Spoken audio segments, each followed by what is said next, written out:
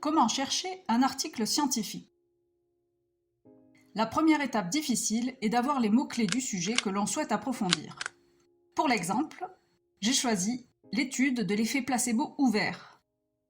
C'est quand les patients savent que ce sont des placebos. Attention, je ne suis pas médecin, je cherche un article. Je ne suis pas neutre non plus, je vais choisir cet article. Pour mon exemple, les mots-clés en anglais sont Open Label Placebo et Placebo Without Deception. Comme il s'agit d'études médicales, je vais me restreindre à PubMed pour trouver mes articles. On demande donc à Google de nous trouver Placebo Without Deception PubMed et Open Placebo PubMed. On choisit le ou les liens qui nous paraissent pertinents et on les ouvre pour accéder au résumé des articles. Il faut maintenant trouver l'option du navigateur qui permet de traduire la page en français. Sur Firefox, il faut cliquer sur ce bouton pour avoir le résumé en français.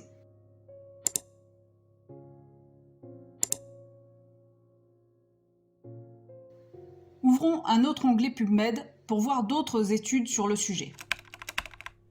Ici, j'ajoute que l'étude doit être en relation avec la diminution de la douleur, pain en anglais.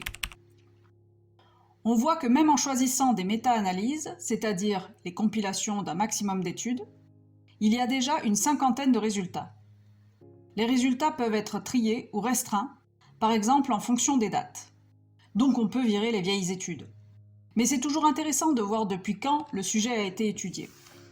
Ici, on voit que Open Placebo Pain et méta-analyse est étudié depuis 2000.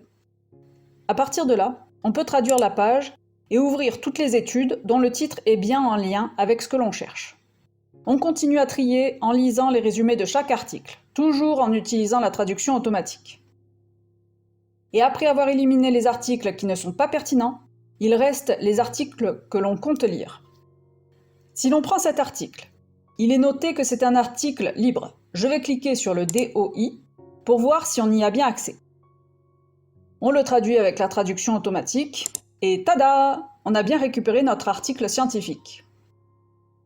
Si on essaye avec un autre article et que ça demande de payer, pour voir les détails, essayez la méthode en description. Bonne recherche à tous!